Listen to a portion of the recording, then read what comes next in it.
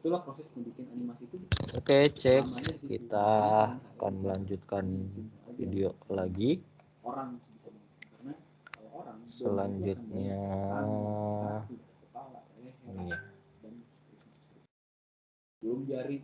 Selanjutnya adalah tentang inflow dan block flow. Jadi kalau yang default itu kita namanya block flow ya, jadi dari atas ke bawah. Tapi kalau inflow itu dia akan mengisi width ke kanan. Jadi yang pertama ini adalah contoh untuk block flow. Kita coba aja ya kali ya. Kita file baru aja.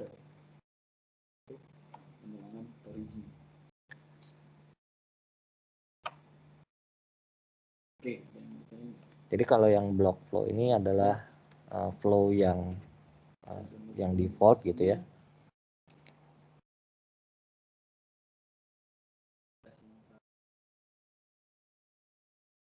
Nah, kalau yang inline ini biasanya dipakai untuk membuat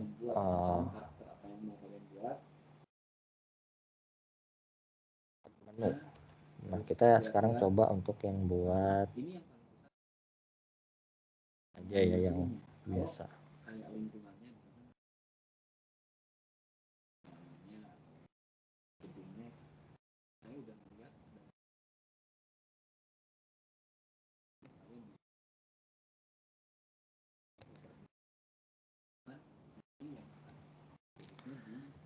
Terus kita coba untuk membuat H1.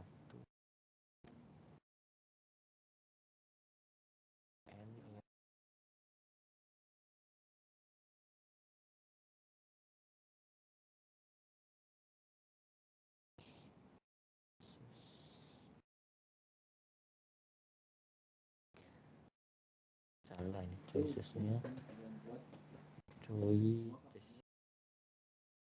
Nah, kita pakai UL. Kalau ini kelas.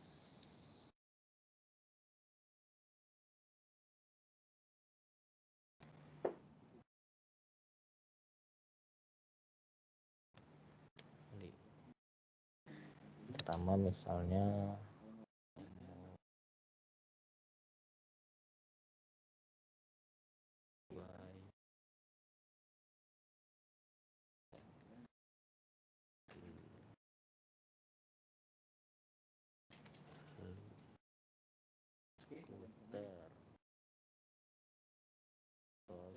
lagi taksi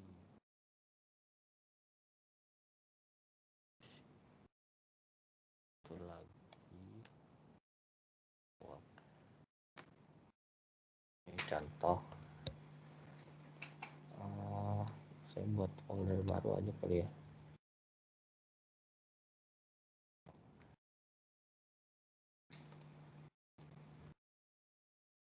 Contoh dan inline HTML. Jalanin, hasilnya seperti apa? Seperti ini. Browsernya mana ya? Browsernya ini.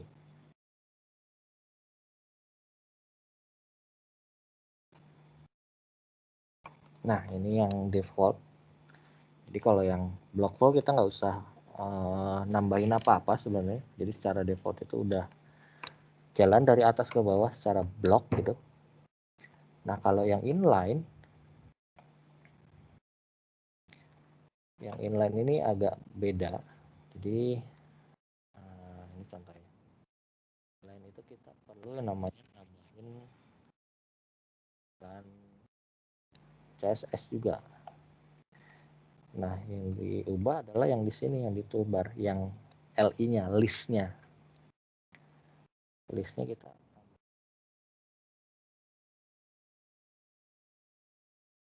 tambahin misalnya background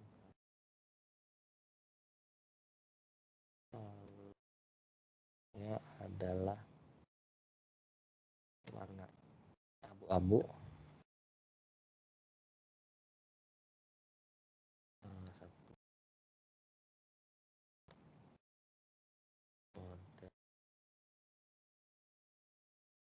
misalnya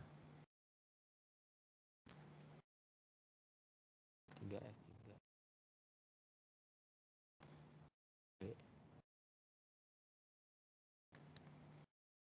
ya,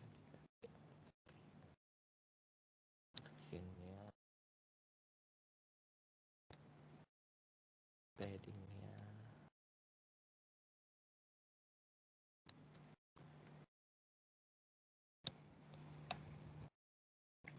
hasilnya kayak gimana? Dia akan istilahnya apa ya, jadi ke samping gitu. Jadi list ini yang tadinya ke bawah kita buat jadi ke samping, jadi inline, satu garis ya, inline itu. Jadi di sini kalau kalian lihat ini ada background color-nya, ada border color, margin sama padding. Nah, quick question-nya, ada yang tahu nggak border color itu isinya 4 ini apa maksudnya? Margin itu apa, sama padding itu apa? Nanti taruh di komentar di postingan ini. Oke.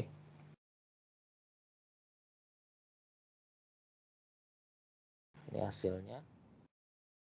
Nah, yang selanjutnya adalah float and absolute positioning. Nah, float ini biasanya kita untuk membuat web itu kita pakai float ini untuk mengatur tampilan ya. Jadi yang tadinya ke bawah, maksudnya ke bawah tuh yang blok tadi ya. Jadi dari atas, kita kan nulis kan dari atas ke bawah. Gimana caranya kita buat supaya dia ngeflow ke samping? Kita bisa mengubahnya itu bisa ke kanan atau ke kiri. Gimana nanti akan nge-wrap. Nah, kalau float itu ubah tampilan ke kanan kiri, nah kalau yang absolute positioning dia lebih tepat lah istilahnya. Jadi kalau kita naruh positioningnya pakai absolute, lalu letaknya itu di pojok kanan bawah gitu. Jadi mau di browser apapun ya dia tetap di pojok kanan bawah gitu. Kita lihat contohnya aja ya. Di sini ada kita buat baru lagi kali ya. Namanya contoh float.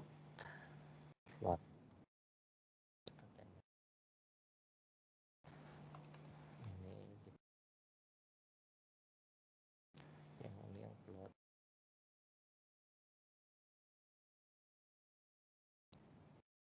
Di head ini style tadi ya.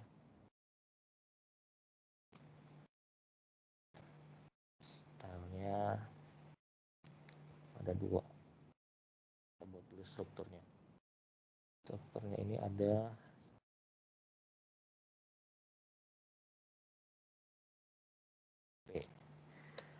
P-nya pakai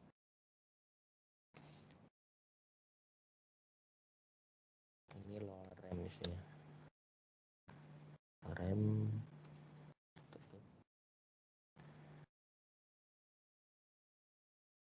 2 3.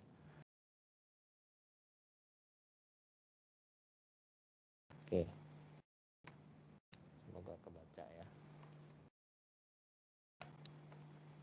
Jadi yang pertama adalah call 1 isinya left, kita akan dia ada di sebelah kiri gitu ya.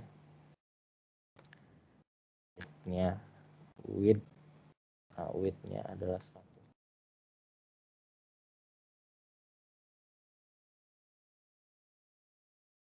Adalah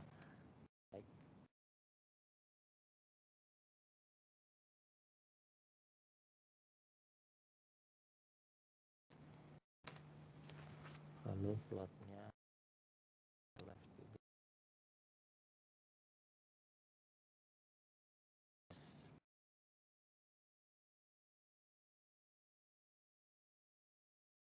Ini 2 aja. Hasilnya gimana? Kita buka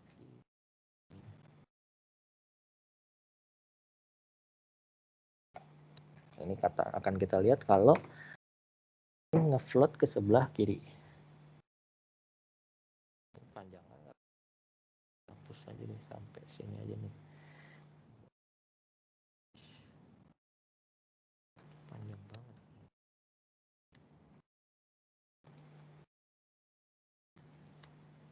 Nah, mungkin agak kelihatan jadinya. Nah, jadi dia akan ngefloat jadi kiri gitu.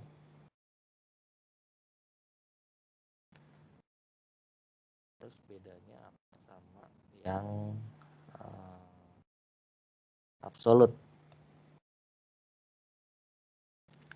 Masih di contoh yang tadi, misalnya kita buat yang absolut ini adalah yang ke satu tadi, ini contohnya yang float ke satu. Jadi yang float satu, misalnya ini floatnya dihilangin,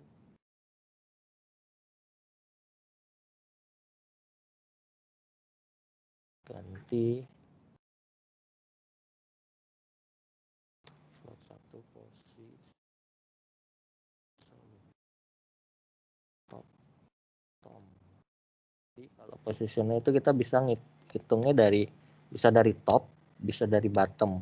Kalau bottom itu artinya, kalau bottom 100 px, artinya dari bawah itu 100 px. Jadi dari browser yang bawah 100 px.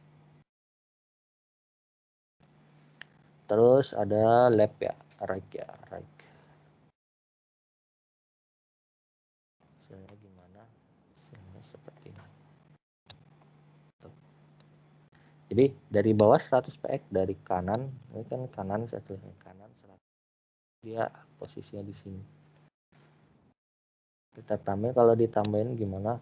Kalau right-nya 200, artinya dia akan geser lagi nih. Ininya akan nambah lagi. Kalau ini diganti top 100, maka dari atas 100 ke bawah. Nah, posisinya kayak gitu, tetap dia stay di browser ukurannya. Jadi kalau misalnya kita kecilin nih, kita ganti balikin lagi bottom ya. Bottom. Lalu browsernya kita kecilin. Jadi dia tetap, maksudnya tetap tuh mau dia ukurannya dikecilin gitu, posisinya tetap, kalau 100 dari bawah artinya dia tetap 100 aja dari bawah. Jadi dia ikut ke atas gitu. Yang begitu juga yang ke kanannya. Dia stay di sini gitu. Jadi biasanya kalau yang position absolute ini dipakainya buat, misal kalau kalian tahu ada yang floating di, entah itu di kanan atau di kiri atau di kanan atas, kanan kiri atas gitu, untuk notifikasi, untuk yang stay di situ, makanya namanya position absolute. Oke, lanjut. Selanjutnya ada yang namanya overflow. Overflow ini beda lagi. Jadi ini adalah properti yang dipakai kalau kelebihan. Maksudnya kelebihan itu apa? Jadi kita misal tentuin width dari si kotak ini berapa. Kalau kelebihan kita bisa ngatur, dia bisa muncul scroll, bisa muncul atau bisa hilang. Ini contohnya, kita pakai yang tadi ya, masih pakai yang tadi.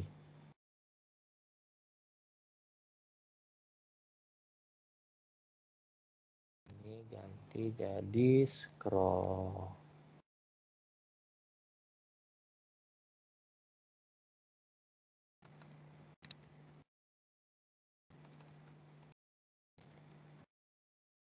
Overflow.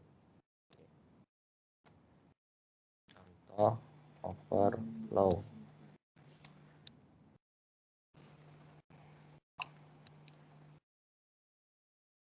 Nah, ini call 1. Ini beda. Ini dikasih width sama height.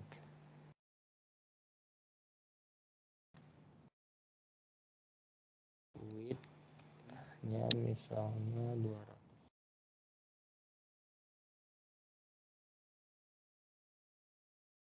Oke. Ini yang default ya. Hasilnya.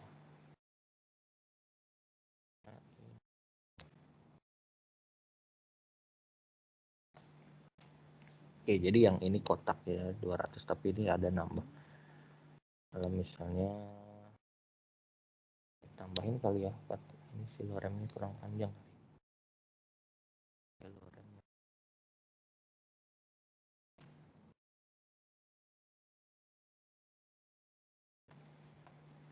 Ini kelihatan jadi lebar-lebar gitu ya, lebar-lebar apa luber, jadi lebih banyak gitu dari kotak yang seharusnya ada. Kita bisa pakai yang namanya overflow scroll. Nah, scroll ini apa nanti kita lihat. Jadi yang scroll itu muncul scroll baru.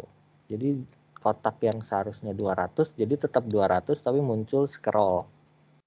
Untuk melihat isinya, isi dari div P ini apa sih? Isinya kita bisa lihat flow-nya apa gitu. Muncul kotak kan ya. Nah, terus ada visible, overflow visible. Oke, habis baterai. Kalau visible yang tadi, yang defaultnya, maka dia akan muncul meluber-luber ke bawahnya. Nah, terakhir ada yang namanya overflow hidden. Kalau yang hidden ini adalah kalau lebih dia nggak akan dimunculin. Jadi kata-kata yang muncul di sini sisanya dihilangin gitu, disembunyikan gitu.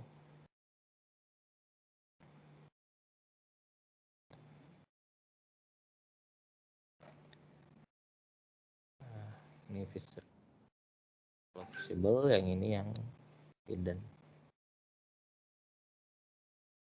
Cukup mungkin pertemuan kali ini.